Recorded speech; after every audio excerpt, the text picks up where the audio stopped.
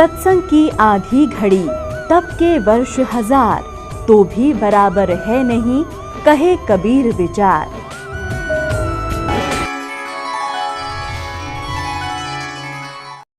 सिकंदर लोधी ने सोचा कि ला चेक करता हूँ, उंगली डालने की चेष्टा करने लगा तो परमात्मा बोले कि राजन, इस मूर्ख के कहे इसमें हाथ मत दे दिए, इसकी कोई फारेनहाइट का बिना बेरा कितनी डिग्री तो बाल रखे कसाईयों ने, उंगली नहीं रहेगी तेरी, इसमें डालना मत।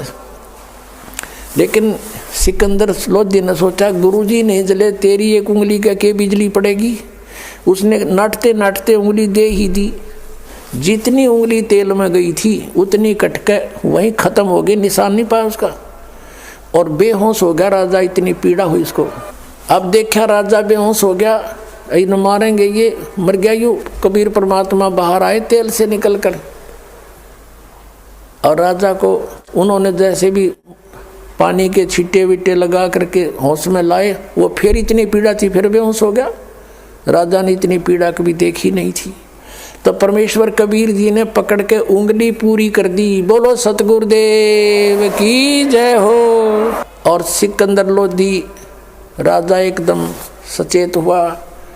वहाँ देखने वाले हजारों की संख्या में लोगों ने परमात्मा कबीर जी की जय जयकार करी, उनसे उपदेश लिया। हिंदू और मुसलमान उनके शिष्य बन गए। शेख तकी के गढ़ों पानी पड़ गया। अब कहते नीच व्यक्ति अपनी नीचता को त्यागता नहीं। कबीर परमेश्वर की वाणी है, राज तजना सहज है, सहज त्रिया का ने, और मान बड़ाई ईर्षा दुर्लभ तजनाइए। अरे इनके तजे बिना भगवान मिले नहीं। भगत होकर के ऐसी ईर्षा करें तो कहते फिर परमात्मा निकट नहीं आता। अब उसने फिर क्या स्कीम बनाई कि भाई मुसलमानों यू जादू जंत्र जानता है, राजा लिया बैका, इसकी एक परीक्षा और लेते हैं। क्या? पहले कुएं होते थे 200, 150, 200 फुट गहरे, और उस गहरे कुएं में क्या होता है कि उसमें पानी नहीं होता, और उसमें एक ऐसा बन जाता है वो दरार सा, उसका पता नहीं तू कितना गहरा और अलग से होता है। उन्होंने स्कीम बनाई मुसलमानों ने मिलकर के कि भाई इसको गहरे कुएं में डाल के ऊपर से छड़े कांटेदार झाड़ियाँ मट्टी कंकर भर देंगे उसको हैं, और ये कहो कि अगर इसमें जीवित पा गया था मान लेंगे खुदा है। अब वो फिर 5-10 व्यक्ति मौजूद से गए और कहा हम एक परीक्षा और लेंगे। ये परमात्मा के सामने रखी गई अर्ज। परमात्मा ने कहा राजन इनको करने दो जो करेंगे, इन्होंने मुझे मारना है मार लेंगे, कोई बात नहीं। आज्ञा हुई। पकड़ के भगवान को कबीर जी को उठाकर गहरे कुएं में डाल दिया, पटक दिया। ऊपर से मंड के सारे हजारों की संख्या में जो उसके चेले चपटे थे शेख तकी के, कोई झाड़ी ला कर गिरा है, कोई उसमें माटी कांकर गोबर अड़ंगा सब कुछ ठोक दिया ऊपर ताई, और हाथ पैर मुंह धो गए। शेख तकी गया सिकंदर लोधी के पास कि कर दिया काम तेरे उस अल्लाह का, दबा दिया मिट्टी में। अब सिकंदर लोधी थोड़ी सी देर पहले कमरे से आया था, प्रणाम करके बाहर ही निकला था, तभी वो आ गए थे। कहने लगे किसके विषय में बातें कर रहे हो? कि उस कबीर अल्लाह के बारे में, जिसको तू कबीर खुदा कह रहा था, उसको घेरे में डाल दिया, ख़त्म कर दिया। अब वो ख़त्म है। सिकंदर लोधी ने कहा किसके बारे में? वो बैठे कमरे में, आ जाओ दिखाऊं। अब जाकर देखा वो बैठे परमात्मा। बोलो सतगुरुदेव।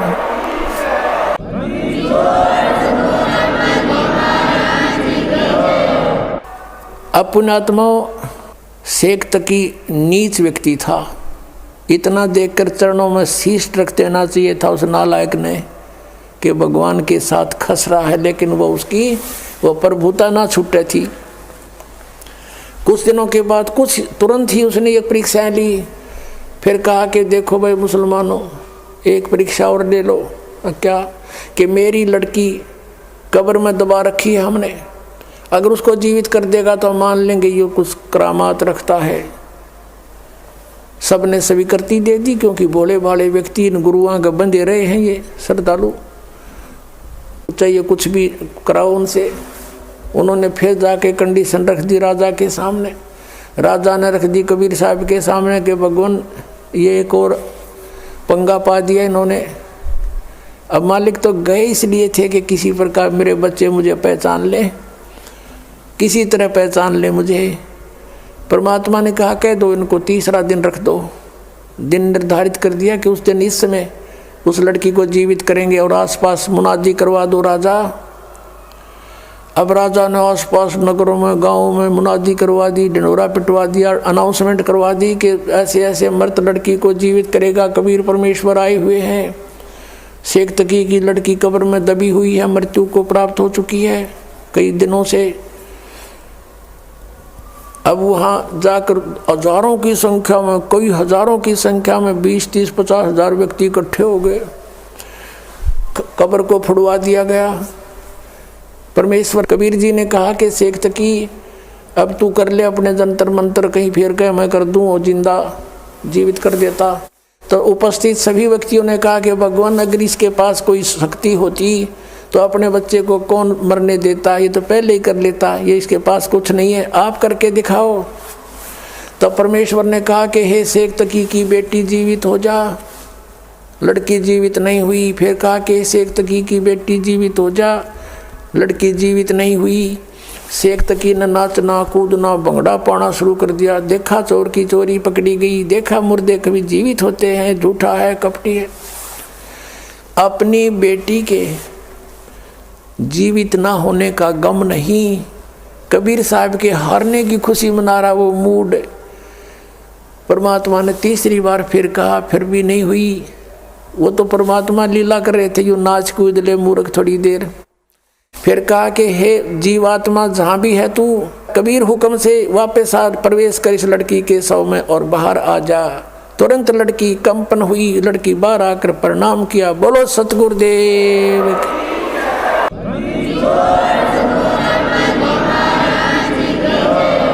बंदी छोड़ कबीर परमेश्वर जी की जय हो। अब वो शेख तकी दुष्ट नहीं माना।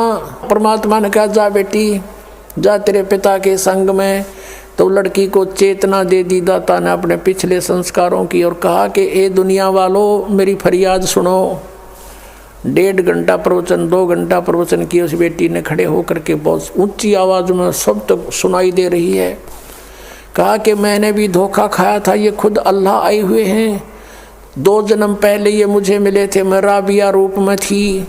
उस समय मैंने इनकी 4 वर्ष भक्ति करी थी, फिर मैंने लोक लाज में छोड़ दी थी। उसके कारण मैं अगले जन्म में एक बांसुरी नाम की लड़की बनी वैश्या, और मैंने मक्के में अपना शीश भी चढ़ा दिया था और सब जगह मेरी वाह वाह हो रही थी। लेकिन अगला जन्म मेरा शेख तकी के घर मेरा लड़की का जन्म हुआ और अब मैं 12 वर्ष की आयु में मेरी मृत्यु हो गई थी। धर्मराज ने कहा था कि इसका भाग्य जीवन नहीं है, इसको डाल दो 84 लाख योनियों। अब परमेश्वर ने जा करके मुझे छुड़वाया वहाँ से। कबीर ये खुद गए और कहा छोड़ो इस आत्मा को, और वापस मुझे प्रवेश करके शरीर में ये खुद लेकर आए हैं। ये अल्लाह है, खुद कबीर है, परमात्मा है, और पहचान लो इनको। कहते हैं कई हजार व्यक्ति हिंदू और मुसलमान कबीर परमेश्वर के शिष्य बने। बोलो सतगुरुदेव।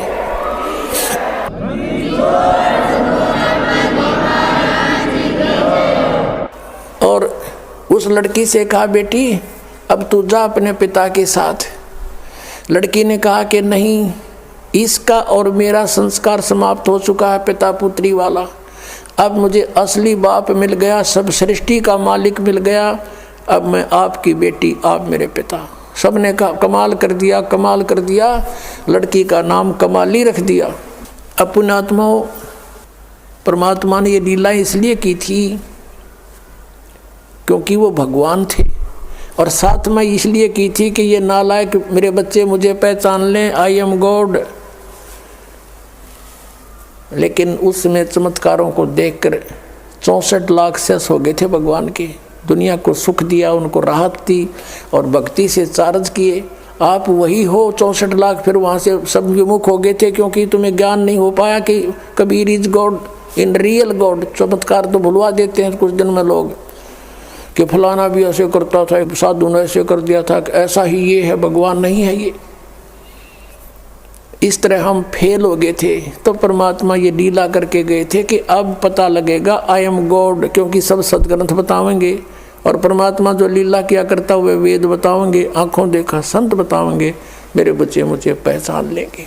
अब दास उस प्रसंग पर आता है जहाँ से शुरू किया था। अब ये लड़का 13 वर्ष का, लड़की जो मुर्दे जीवित किए थे, ये परमात्मा के 2 बच्चे थे। 2 मुंह बोले माता पिता थे। ये परिवार 5 सदस्यों का था, स्वयं परमेश्वर सहित।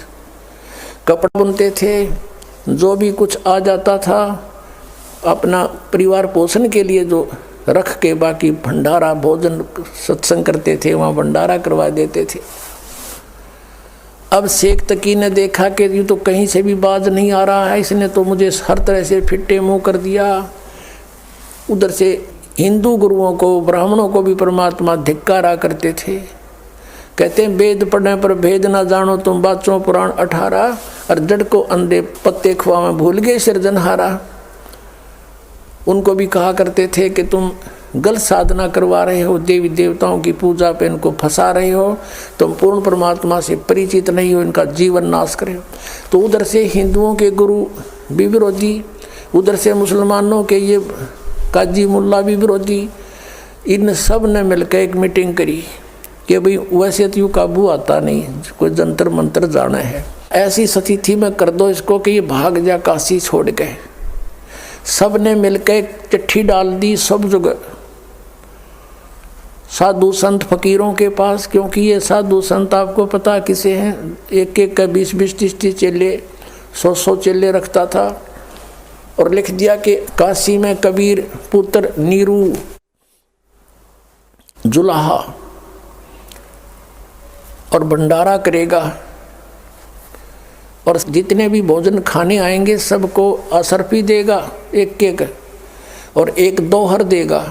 दोहर एक बहुत अच्छा कंबल समझो, उस समय दोहर को बहुत बड़े सेठ ही यूज किया करते थे, दोहर बोलते थे, कंबल टाइप होती थी। तो सब जगह चिट्ठी भेज दी। और ये लालची गुरु सब शिष्यों को साथ ले आए कि चलो, क्योंकि शेष रोटी खाओगे एक समय तो सबको एक एक असरफी मिल जाएगी, मोहर सोने की, और साथ में एक दोहर मिलेगी, और गुरु जी के पास जमा होंगी, हम उनको बेचकर फिर अपना गुजारा करेंगे। इस दृष्टिकोण से सभी अपने शिष्यों को सब ले लेकर आगे 18 लाख व्यक्ति काशी में प्रवेश हो गए।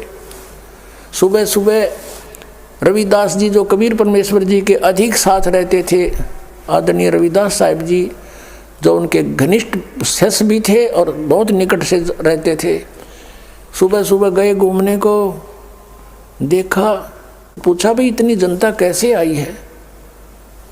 सभी ने बताया कि तुम काशी वालों कौन सी दुनिया में फिर रहे हो, सभी पूछ रहे हो कहाँ से आए हो, किसके आए हो।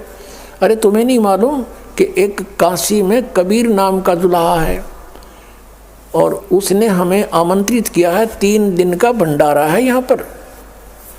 रविदास जी ने सोचा भी मेरे साथ तो कभी जिक्र हुआ नहीं, भगवान ने कोई जिक्र नहीं किया, ये क्या चक्कर है।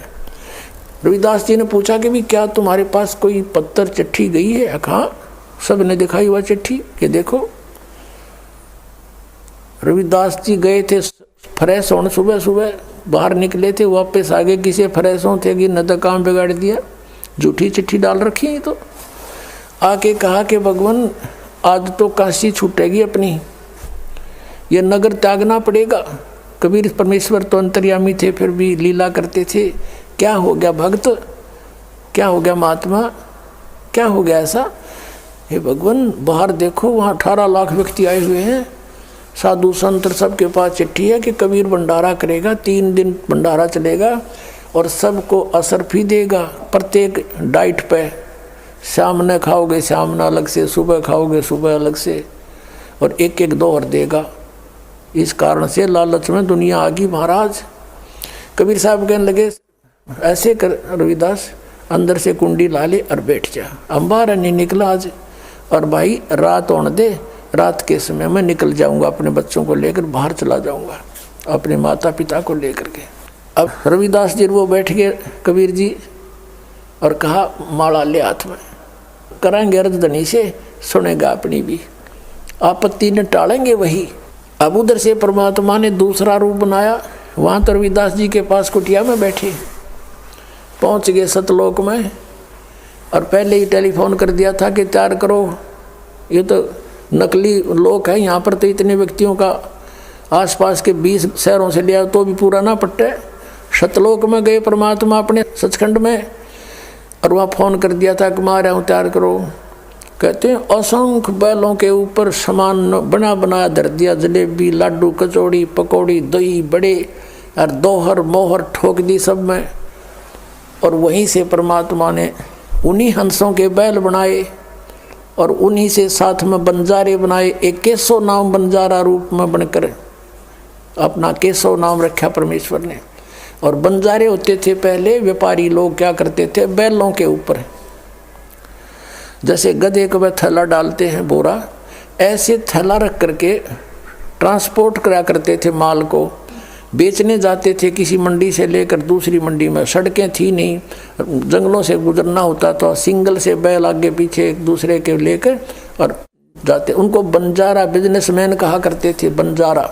तो ऐसे 9 लाख बैलों के ऊपर सामान भर लिया और साथ में कुछ सतलोक से आत्मा आई थी, वो बंजारे यानी उनके सेवादार रूप में आगे हंस।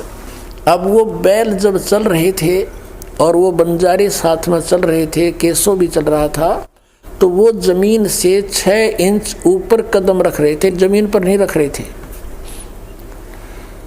लेकिन उस समय कौन देखा था उसने, सबने जलेबी दिखे थी। अब परमात्मा ने टेंट लगवा दिए, केशव रूप में आकर के टेंट लगवा दिए। टेंटों में सारा सामान अनलोड करवा दिया, पाड़ की पाड़ पड़ी, पूरियों की तो जलेबियों की, लाडुओं की, कचौड़ियों की, और ताजे कति जैसे अभी निकल कर आए हो। अब क्या होता है, एक चिट्ठी उन्होंने शेख तकी के कहने से सिकंदर लोधी को भी भेज दी थी कि कबीर जी भंडारा कर रहे हैं, आप मेरे शिष्य हो, आप अवश्य आइयो, हम भंडारा कर रहे हैं। शेख तकी से कहा सिकंदर लोधी ने कि ऐसे ऐसे कबीर जी कोई भंडारा कर रहे हैं, मुझे निमंत्रण मिला है। शेख तकी कहता मुझे भी मिला है, मैं भी चलूँगा। कहो चलो चलते आगे। अब शेख तकी ने सोचा था वो भाग गया होगा, कबीर तो छोड़ गया काशी को, और लोग उसको गाली दे रहे होंगे, झूठा था, कपटी था, चिट्ठी डाल दिया, पाया नहीं। अब शेख तकी और सिकंदर लोधी ने आकर देखा, वो देखा भंडारा सरोवर है और खाम और जय जयकार करें, बस जय हो कबीर जी की, जय हो कबीर जी की। ऐसा भोजन कभी देखा ना सुना, और सब अपना गुणगान कर रहे हैं। शेख तकी तो कलेजा पकड़ कर बैठ गया एक तरफ, अकियो तो यहाँ भी रोक काट दिया इसने, यहाँ भी ढूंढा ठा रखा, भंडारा चल रहा है, ये लाया कहाँ से। सिकंदर लोधी ने पूछा भी ये कौन कर रहा है, कि कबीर जी हैं काशी के बड़े सेठ, खाने वाले ने सेठ है दिखे जब इतना कुछ करा दिया। किसी ने पूछा कि कबीर जी कहाँ के, हमने कबीर जी का पता नहीं, उनका एक नौकर है इसमें टेंट में, अपना दूसरा रूप बना के केशव बंजारे के रूप में बैठे।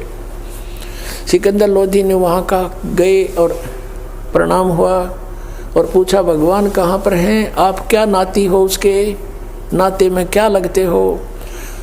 केशव रूप में विराजमान परमात्मा ने कहा कि वो मेरा पगड़ी बदल यार है, मेरा फ्रेंड है, मेरा मित्र है, और मेरे पास एक पत्र गया था उनका कि एक छोटा सा भंडारा करना है और कुछ सामान लेते आइएगा। तो मैं उनका मित्र हूँ, मैं बिजनेसमैन हूँ, बंजारा हूँ, और ये सामान मैं उनके आदेश से लेकर आया हूँ, और ये भंडारा इसलिए चल रहा है।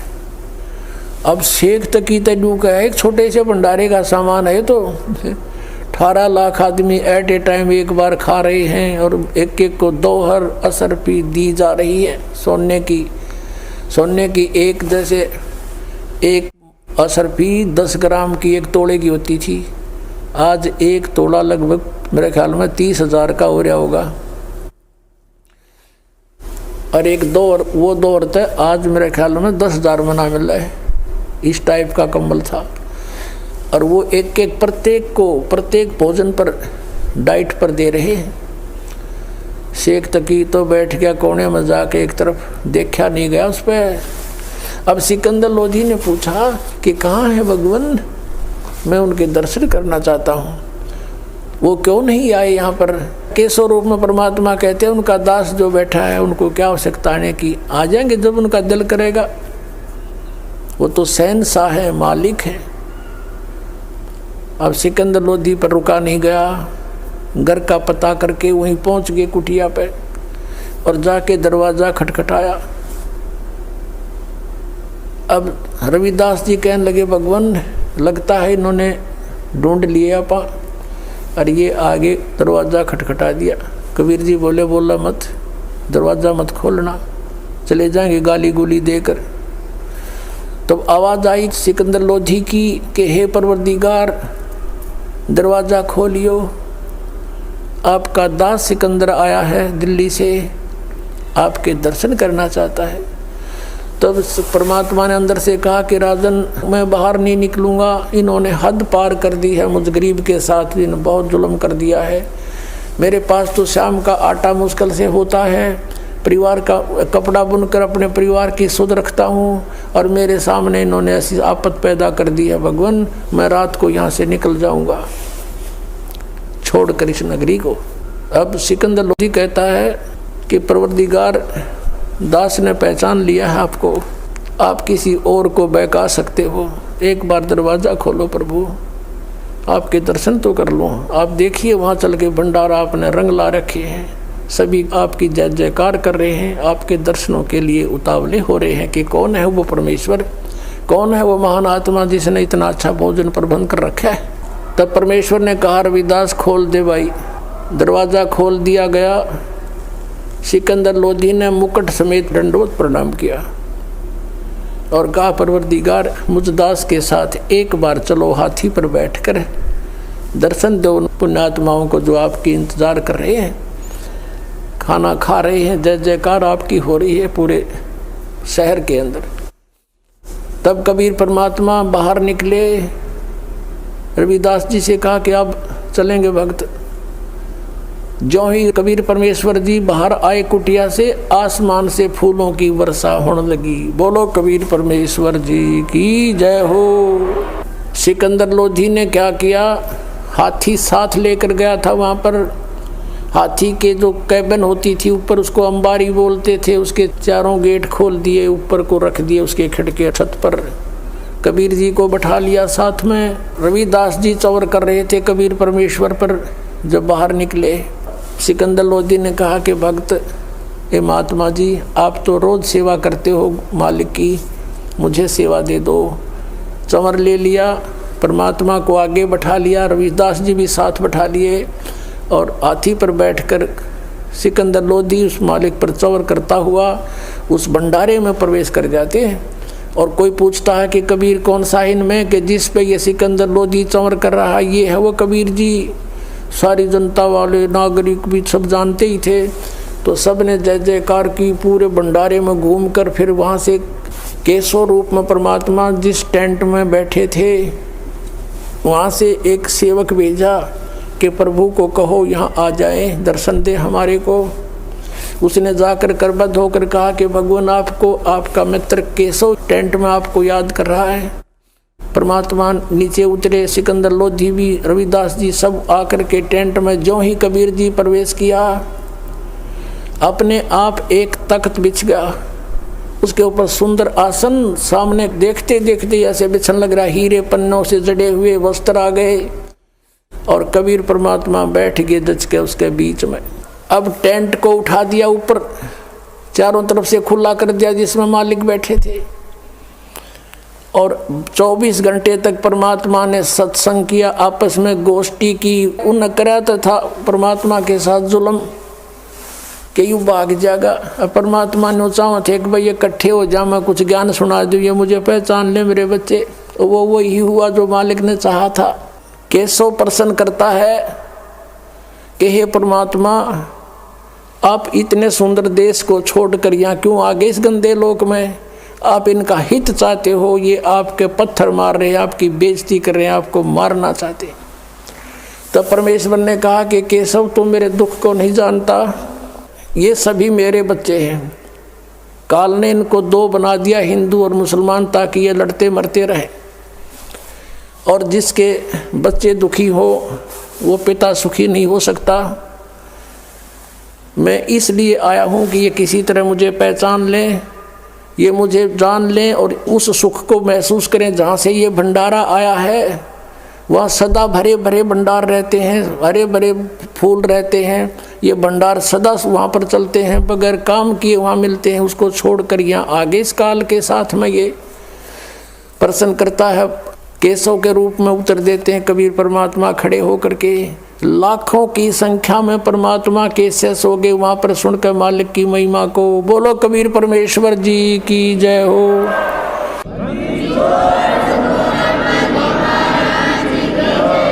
अब 3 दिन का भंडारा संपूर्ण करके सारा सामान इकट्ठा करके टेंट वेंट लाद के बैलों पर और कहा कि चलो भाई तुम मैं आ रहा हूँ। केशव रूप में परमात्मा ने कहा उन अपने मित्रों से कि वो लाए थे जो सतलोक आए थे हंस और साथ में बंजारे भी, वो बैल भी उन आत्माओं के बनाए थे। फिर मालिक ने उसे बना दिए बच्चे वो आगे जाके। तो कहा कि तुम चलो मैं आ रहा हूँ, थोड़ी देर आगे चलो। अब 9 लाख बैल और साथ में कई हजारों की संख्या में सेवादार जा रहे थे। अब क्या देखा कि उसमें दरिया के अंदर से गंगा को पार करना था और गंगा चाला फुल स्विम पे। जब वो प्रवेश करने लगे गंगा बिल्कुल घुटने पानी रह गया गंगा के अंदर और पूरा काफिला निकल गया। और खड़े खड़े देख रहे सभी कि एकदम गंगा उतरेगी, नीचा हो गया। जाते ही फिर वो फुल स्विम पर आ गई। उधर से पानी के लिए, जैसे भोजन के लिए तो ले आए थे, अब जल भी चाहिए उन्हें। ऊपर से जैसे ट्यूबवेल चलता है आसमान से, ऐसे वो अपने आप पानी की धारा बह रही है और उसमें पात्र भर भर कर रख रहे हैं, ड्राम के ड्राम।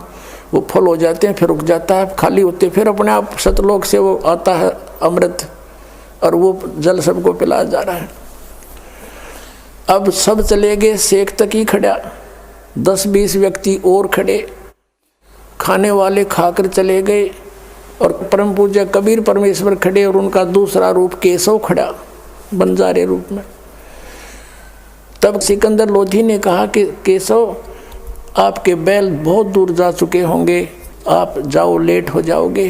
तो सभी ने देखा कि बैल चले गए। देखा तो वहाँ कोई बैल नहीं है गंगा के परले पार में। बोलो बंदी छोड़ कबीर परमेश्वर जी की।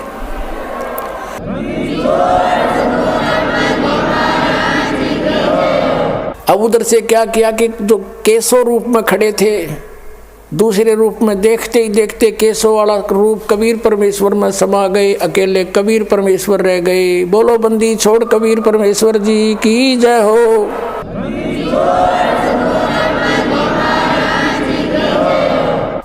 अब देखो पुण्यात्माओं, शेख तकी सब कुछ देखकर भी वो दुष्ट नहीं माना और कहता है सिकंदर लोधी से कि राजन आओ, आप राजा हो, हमारे इसे भंडारे हम 100 कर दें। ये तो एक महोत्सव सा किया इसने। पुण्यात्माओं, परमात्मा ने कहा, कहते हैं कोई कहे भंडारा की ना, कोई कहे महोत्सव और बड़े बड़ाई करा करें भाई गाड़ी काटे उत्साह। अब जैसे भंडारा तो होता खुशी में, कोई लड़का हो जा है, कोई और खुशी हो जाए, जब खुले दिल तो करते हैं, पैसा लगाते हैं।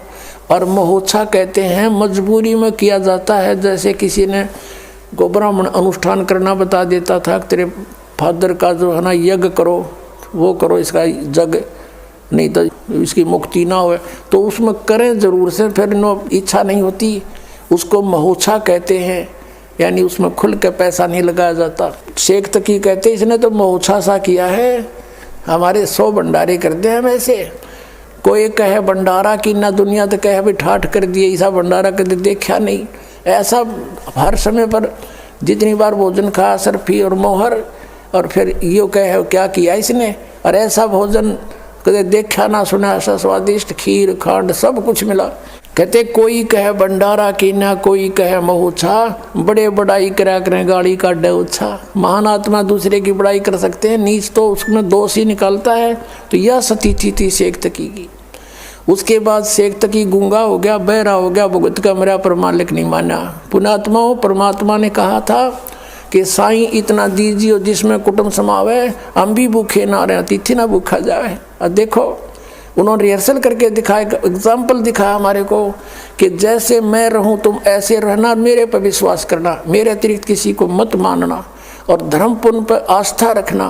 फिर तुम्हारे ऊपर कोई रिक्वायरमेंट आपकी आवेगी तो ऐसे पूरी करूँगा जैसे आप भिखारी बनकर दिखा दाता न भिखारी में एक निर्धन, और जब समय आया तो देखो ठाठ कर दिए। कबीर साहब कहते हैं कल्पे कारण कौन है कर सेवा निकाम, सेवा माने पूजा, निष्काम भाव से पूजा कर मेरी और मन इच्छा फल देऊंगा जब पड़े मेरे तय काम। तो यहाँ भगवान का रोल शुरू होता है। राजा भी नहीं कर सकता 18 लाख व्यक्तियों की एट ए टाइम प्रबंध। तो कबीर इज गॉड, ये पूर्ण परमात्मा है। आप ऐसे करके देखो और ये सब छोड़ दो बुराई और करो भक्ति परमात्मा की। बोलो सतगुरुदेव की जय हो।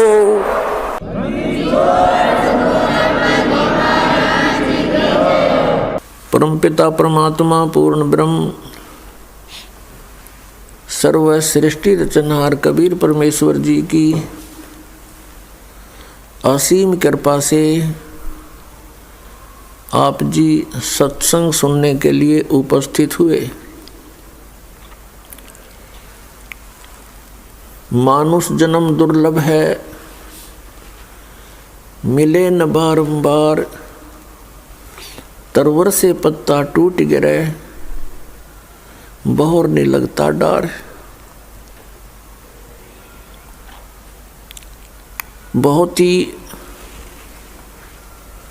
मुश्किल से यानी सुदुर्लभ है ये मानुष जन्म, और मानुष जन्म प्राप्त करके संत का मिलना अति दुर्लभ है। मनुष्य जन्म भी बड़ी मुश्किल से प्राप्त होता है जीव को, उससे भी दुर्लभ है संत की प्राप्ति।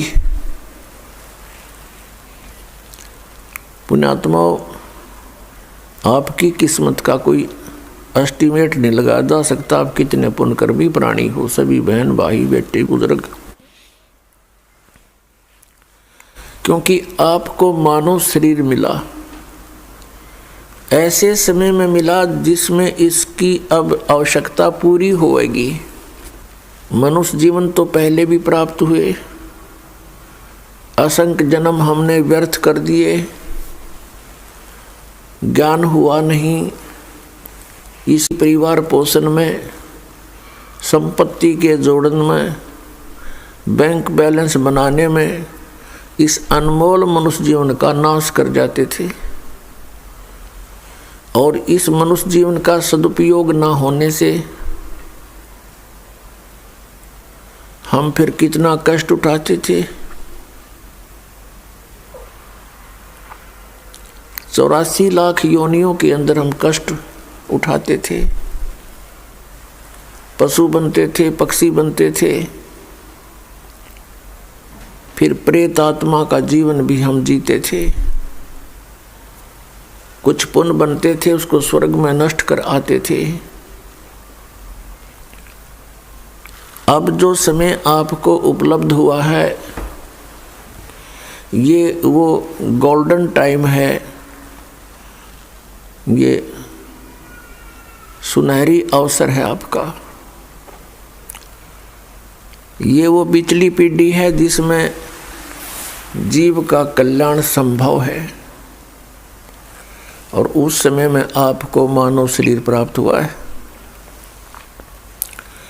लखबर सूरा जूझ ही, लखबर सावत दे, और लखबर यति जहान में, तब सतगुरु शरणा ले। लाखों वर्ष आप जन्म जन्मांतरिक में कभी ना कभी बहुत पुण्यात्मा रहे हो। लखबर सूरा जूझ ही, जैसे सूरवीर होते हैं वो अन्याय सहन नहीं करते, वो किसी के साथ अन्याय भी नहीं करते, और अन्याय के विरुद्ध संघर्ष करते हुए उनके प्राण भी चले जाएं उनको कोई समस्या नहीं होती। वो इतनी अच्छी आत्मा होते हैं। और लखबर सावत दे, जैसे किसी व्यक्ति के हाथ घुटनों से नीचे तक लंबे हों, वो बहुत पुण्यकर्मी प्राणी होता है।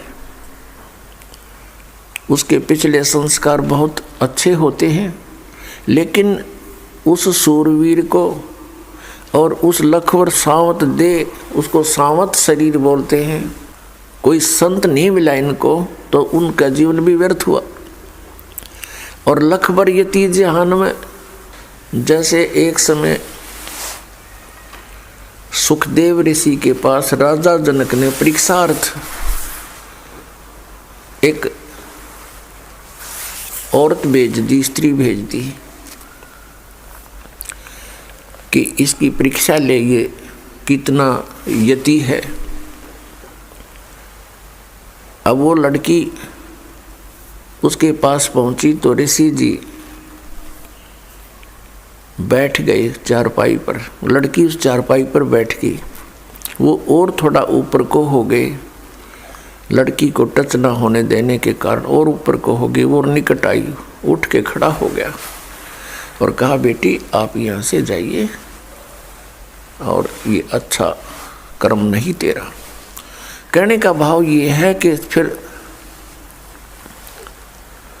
राजा जनक को भी परमात्मा मिले थे, लेकिन उस समय वो ऐसे रंग में रंग चुके थे, कई हजारों की संख्या में औरतें थी उसकी, लेकिन परमात्मा को नहीं माना था। लेकिन सतगुरु के ज्ञान से उसको कुछ आभास अच्छा हो गया था। तो उसने क्या कहा कि राजा जनक ने कहा कि बहन बता कैसी प्रतिक्रिया की उस ऋषि ने।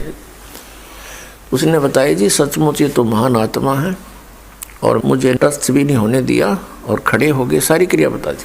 अब यहाँ बताते हैं परमात्मा यदि सत साधना ना, ये तो अच्छी बात है, आचरण ऐसा हो पुरुष का, बहन बेटी सभी का, लेकिन भक्ति नहीं है आपके पास तो यूजलेस। क्या बताते हैं, गोरख से ज्ञानी घने और सुखदेव यति जहान, सीता सी बहु भारिया संत दूर अस्थान। जैसे परमात्मा कबीर परमेश्वर ये हमारे पिता हैं और अपने ही माता पिता अपने बच्चों के लिए दुखी हुआ करते, वो हमारे लिए भटक रहे हैं। कोई भी किसी भी धर्म मजहब में कोई भी अच्छी बुरी आत्मा है या अच्छी है तो वो परमात्मा की है और उस परमेश्वर ने अपने अच्छे बुरे सभी बच्चों की चिंता रहती है। तो अच्छे बच्चों में से गोरखनाथ थे, सिद्ध हो गए थे, ऐसी सिद्धियां आ गई थी कि एक बार एक पहाड़ को सोने का बना दिया था। तो उससे परमात्मा मिले, उसकी सारी सिद्धियों की स्थिति बताई, ज्ञान से समझाया उसको और गोरखनाथ को सतनाम दिया था परमात्मा ने 2 अक्षर का। अब हमारे अंदर एक और ढीठपना है, कृतज्ञता है, परमात्मा से प्राप्त ज्ञान से ज्ञानी बन गया और पूर्व जन्मों की उसके पास भक्ति संग्रह गणा था। काल ने तो बर्बाद करवाने से मतलब है। उस ज्ञान के आधार से, परमात्मा प्राप्त ज्ञान के आधार से उसने घने राजाओं को भी अपना शिष्य बना लिया और 1 नंबर का विद्वान प्रसिद्ध हो गया। अब परमात्मा कहते हैं हम इतने कृतघ्नी हैं कि सतनाम मिल गया तो न्यों सोच ली बस, क्योंकि आपसे कुछ पिछले संस्कार से कुछ आगे चार्जिंग होगी, कुछ दिन ठीक साधना करने से, फिर गुरुद्रोही यानी गुरु से विमुख होने से भक्ति नहीं बनी और उस दौरान जो उसकी भक्ति बनी और पिछली वो बर्बाद कर दी चेले बना बना के। तो परमात्मा कहते हैं गोरख से ज्ञानी गणे और सुखदेव जति जिहान, सीता सी बहु बारिया पर संत दूर स्थान। जैसे सीता जी थे, सीता जी वाइफ ऑफ रामचंद्र, अब वो राजा उसको रावण उठाकर ले गया था। रावण ने हर संभव कोशिश की उसके साथ दुर्व्यवहार करने की, दुराचार करने की, पर वो सफल नहीं होने दिया। ईश्वरीय शक्ति भी साथ रही और उस माई का विश्वास भी दृढ़ था और नीयत साफ थी। और फिर जब रावण को मारकर सीता जी को वापस लगे तो श्री रामचंद्र जी ने इतनी भयंकर परीक्षा ली थी। कहा था कि यदि मैं तुझे अग्नि में बैठाऊंगा, यदि तू मर गई तो कलंकित है, और नहीं जली अग्नि में तो निष्कलंक है। ऐसा ही किया गया, वो नहीं जली। तो दृढ़ विश्वास हुआ श्री रामचंद्र जी को और अन्य सभी को कि निष्कलंक थी। बहुत नेक पत्नी थी।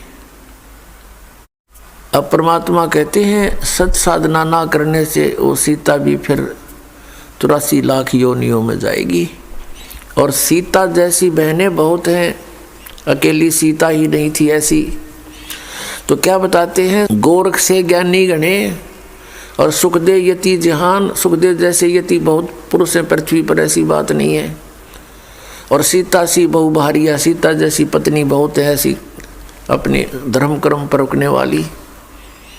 पर संत दूर स्थान, संत के घर बहुत दूर है, संत का मिलना बहुत मुश्किल है, और सत साधना मिलनी बहुत दूर की बातें हैं। तो आज आपके लिए वो संभव हो गया है। तो आप कितने पुण्यकर्मी प्राणी हैं। लख बर सूरा जूझ ही, लख बर सावत दे, और लख बर यति जिहान में तब सतगुरु शरणा ले। लाख बार संसार में यति रहा हो सुखदेव जैसा, और महिमा का पात्र भी बन गया हो, और लख बर सावत दे, लाख बार तेरा ऐसा भी शरीर रहा हो घुटनों से नीचे तक हाथ हों तेरे, और उसकी सब जनता प्रशंसा करती है, बड़े महान है, पिछले जन्म के पुण्यकर्मी प्राणी है, उसकी प्रशंसा होती रहती है। और फिर कहते हैं लख बर यति जहान में तब सतगुरु शरणा ले। लख बर सूरा जूझ ही, बड़े सूरवीर भी आप रहे हो, तब जा करके आज आपको सतगुरु की शरण मिली है। इतनी पुण्यात्मा हो आप पिछले जन्मों की। और अब हम क्या कर रहे थे, अब अपने कर्मों को फोड़ रहे थे ईंटों और पत्थरों से, क्योंकि काल ने कैसी व्यवस्था करवा दी, कैसे सीने में चलवा दिए।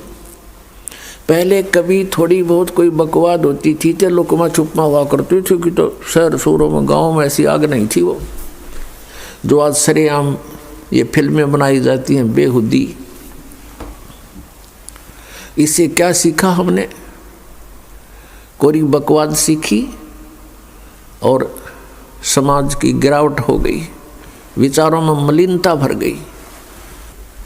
तो इस समय में जब हमारा विनाश निकट था, किस चीज़ का विनाश, हमारे हर तरह से चरित्र का विनाश, हमारे अंदर जो शुभ संस्कार थे उनका विनाश, और फिर अब यदि परमात्मा ना मिलते तो हमारे जीव का विनाश, 84 लाख योनियों में जाना था। अब एकदम अब रिवर्स काम हो जाएगा। पहले तो हम ऐसे जा रहे थे, अब हम ऐसे चल पड़े, और अन्य जो प्राणी शरण में नहीं आते वो ऐसे ही जा रहे हैं। तो हमारा और उनका प्रतिदिन डबल डिफरेंस होता जा रहा है। तो पुण्यात्मा, मात पिता मिल जावेंगे 184 माह, सतगुरु सेवा बंदगी भाई फेर मिलन की ना। मात पिता तो अन्य प्राणियों की योनियों में भी हमें प्राप्त होंगे। कुत्ते बने वह मात पिता, पक्षी बने वह मात पिता, पशु बने, अन्य प्राणी बने वह मात पिता, मनुष्य बने फिर मात पिता। लेकिन सतगुरु सेवा और बंदगी यानी ये भक्ति भाई फिर मिलन की ना। आगे गए ना बावड़े रहते भी सब जा, बिन साहिब की बंदगी कहीं छोरे ठिकाना ना। जैसे मोती ओस का ऐसी तेरी आव, गरीब दास करो बंदगी बोहर न ऐसा दाव। पहले चले गए वो तो वापस आए नहीं, उन्होंने हमें कुछ बताया नहीं, और रहते भी सब जहाँ जो शेष बचे ये भी मृत्यु को प्राप्त होकर चले जाएंगे। और बिन साहिब की बंदगी कहीं ठोर ठिकाना ना। अब साहिब शब्द बोला परमात्मा को, परमात्मा की भक्ति बिना। अब परमात्मा कौन है? बिन साहिब की बंदगी कहीं ठोर ठिकाना ना। अब यहाँ साहिब शब्द बोला है अकेला, यहाँ परम अक्षर ब्रह्म नहीं कहा, यहाँ सत साहिब नहीं कहा, सीधा साहिब कहा है। साहिब माने भगवान, राम, अल्लाह, खुदा, गॉड। बिन भगवान की भक्ति कहीं ठोर ठिकाना ना। अब भगवान कौन है, राम कौन है, किसकी तरफ संकेत है, ये निर्णय अति आवश्यक है। अब राम किसे कहते हैं, प्रभु किसे कहते हैं, अल्लाह गॉड किसे कहते हैं, खुदा रब किसे कहते हैं। अब ये एक शक्ति बोधक शब्द है। इसके समझने के लिए थोड़ा सा उदाहरण हमने संसारिक उदाहरण लेने पड़ेंगे। जैसे कोई विभाग लीजिए, किसी विभाग में ले लीजिए, जैसे तहसीलदार, उसको भी साहब कहते हैं। आगे उनके महकमे के जो डायरेक्टर वगैरह होते हैं वो भी साहब कहलाते हैं। फिर डिप्टी कमिश्नर भी साहब होता है, डीसी, कमिश्नर भी साहब, मंत्री भी साहब, और मुख्यमंत्री को भी साहब कहते हैं, स्वामी कहते हैं। प्रभु जितना वो स्वामी है, जितना मालिक है। और प्रधानमंत्री को भी साहब कहते हैं, राष्ट्रपति भी साहब कहलाते हैं। ये सभी साहब हैं, यानी स्वामी हैं। जितने क्षेत्र में इनकी जो रेंज है, ये उतने जित सता है, उतने ही ये राम हैं, उतने ही साहब हैं। अब जैसे किसी कार्यालय में, जैसे डीसी के कार्यालय में कार्यरत जितने भी कर्मचारी अधिकारी होते हैं, वो अपने एक दूसरे को कोई कार्य प्रार्थना करते हैं कि वो कहते हैं साहब ने ऐसे बोला है, आप ऐसा कर लीजिए। तो उनके लिए अंडरस्टूड है डीसी साहब। वो बार बार डीसी साहब नहीं बोलते, वो सीधा कहते हैं साहब ने ऐसे बोला है, नथिंग एल्स। तो उनके लिए अंडरस्टूड है उनका कौन साहब है। तो इसी प्रकार यहाँ आदरणीय गरीबदास साहिब जी ने जो कहा है बिन साहिब की बंदगी, तो उनका साहब अंडरस्टूड है, सतपुरुष, परम अक्षर पुरुष। तो यहाँ जो गरीबदास जी संकेत कर रहे हैं, तो हमारा जो साहब है हमारे लिए अंडरस्टूड है वो, कि कबीर गॉड, कबीर साहब। उसको सत्य पुरुष भी कहते हैं, उसे अकाल मूर्त भी कहते हैं, उसे शब्द स्वरूपी राम भी कहते हैं। और वो सर्वशक्तिमान, वेदों और गीता में उसे परम अक्षर पुरुष, परम अक्षर ब्रह्म कहा है, सनातन ब्रह्म कहा है, आदि परमात्मा। तो यहाँ बताया है कि बिन साहिब की बंदगी कहीं ठोर ठिकाना ना। फिर क्या बताते हैं, जैसे मोती ओस का ऐसी तेरी आब, गरीब दास करो बंदगी बोहर न ऐसा दाव। सुबह आप देखते हो ओस गिरी होती है कहीं पत्तों पर या किसी वृक्ष के कांटों पर, और वो चमकती है सूर्य की रोशनी में जैसे मोती चमका करते हैं, और 1 घंटे के बाद उसका नामो निशान नहीं होता, वो समाप्त हो जाती है।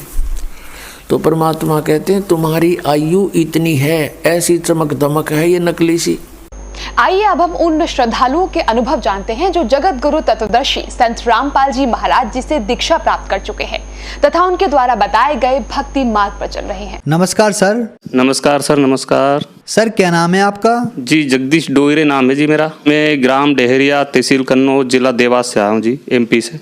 सर, संत रामपाल जी महाराज से नाम दीक्षा आपने कब ली? जी संत रामपाल जी महाराज से नाम दीक्षा मैंने 11 अगस्त 2013 को ली जी।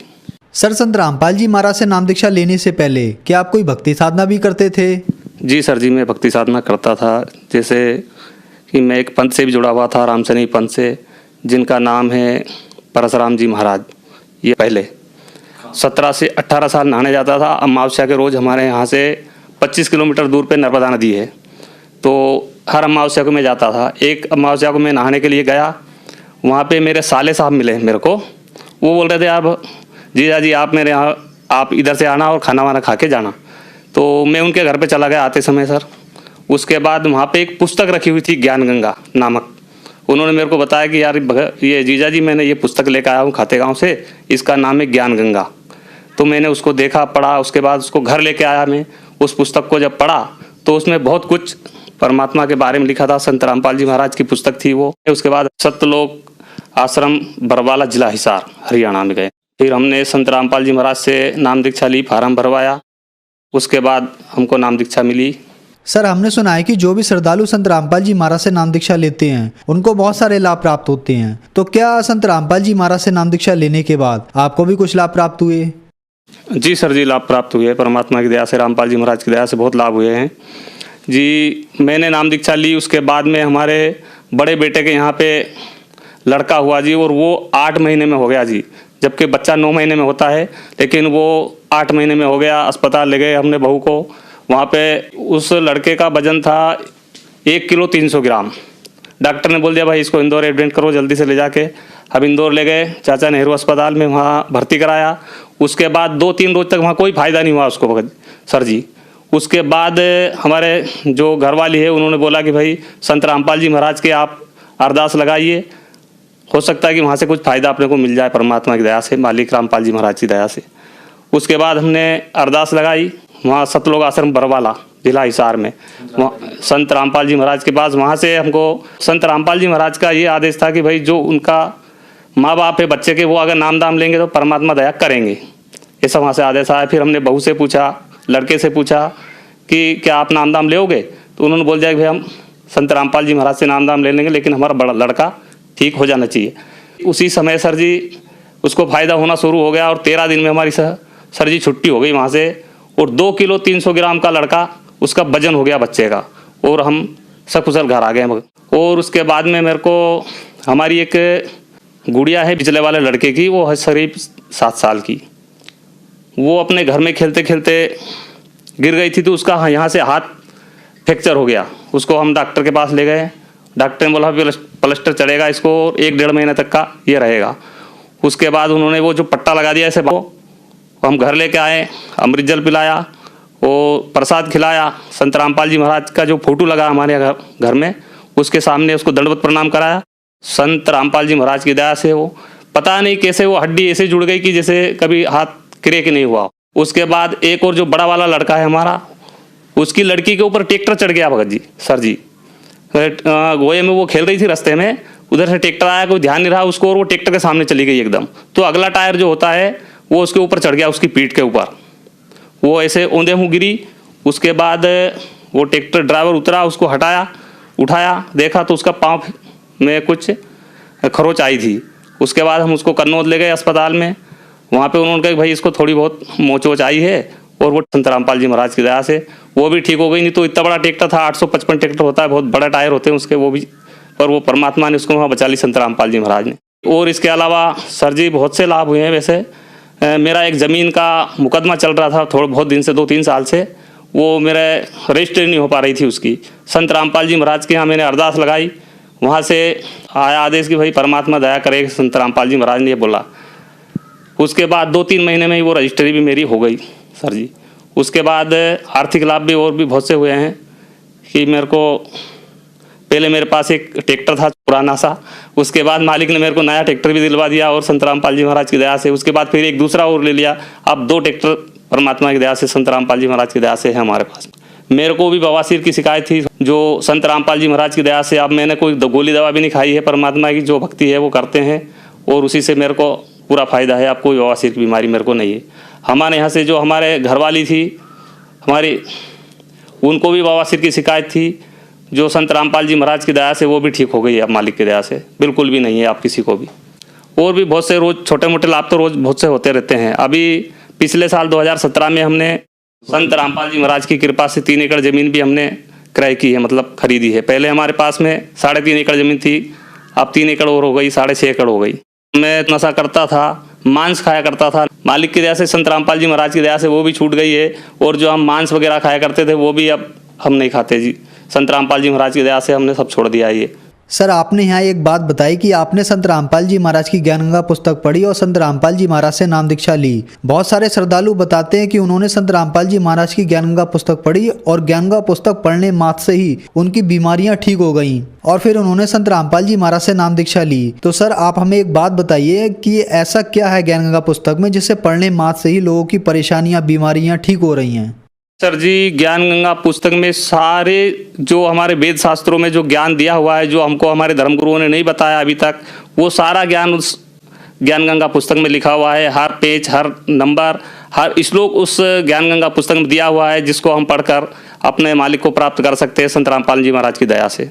सर, संत रामपाल जी महाराज से नाम दीक्षा लेने के बाद आपको बहुत सारे लाभ प्राप्त हुए। तो जो जन समुदाय आज आपको देख रहा है, आप उनके लिए क्या कहना चाहेंगे? सर जी, जो जन समुदाय मुझे देख रहा है उनसे मैं हाथ जोड़ के प्रार्थना निवेदन करना चाहता हूँ। मानुष जन्म दुर्लभ है, वही मिले न बारंबार, तरवर से पत्ता टूट गिरा, पहुर न लगता डार। परमात्मा संत रामपाल जी महाराज बताते हैं कि मानुष जन्म एक ही बार मिलता है, बार बार नहीं मिलता। इस मानुष जन्म को हमको वैसे नहीं गंवाना चाहिए और परमात्मा की शरण, संत रामपाल जी महाराज की शरण में जाके अपना कल्याण करवाना चाहिए। और सभी मेरे जो भाई बंध हैं, मेरे कुटुंब वाले हैं, मेरे रिश्तेदार हैं, उनसे हाथ जोड़ के मेरी विनती है कि वो परमात्मा संत रामपाल जी महाराज की शरण में आए और अपना कल्याण करवाएं। सर, संत रामपाल जी महाराज की शरण में कैसे आ सकते हैं और क्या संत रामपाल जी महाराज से नाम दीक्षा लेने के लिए पैसे भी देने होते हैं? जी नहीं सर जी, संत रामपाल जी महाराज की शरण में ऐसे आ सकते हैं कि चैनल पर सत्संग आता है परमात्मा संत रामपाल जी महाराज का, उसके नीचे एक पीली पट्टी चलती है, उसमें नंबर आते हैं, फ़ोन नंबर दिए हुए हैं। जहाँ भी हम रहते हैं वहाँ से हम आप उनको फ़ोन लगाएं और जिस भी तहसील व जिले में वो रहते हैं वहाँ का नाम दाम सेंटर का पता उनको बता दिया जाएगा। वहाँ जाके नाम दीक्षा ले सकते हैं संत रामपाल जी महाराज से और अपना कल्याण करवा सकते हैं। कोई पैसा नहीं लगता जी, वहाँ पे खाने, रहने, सोने, बैठने कोई पैसा नहीं लगता। वहाँ जाने का ही लगेगा, वहाँ पे कोई पैसा नहीं लगता, लेकिन 1 भी रुपया वहाँ खर्च नहीं होगा आपका। धन्यवाद सर।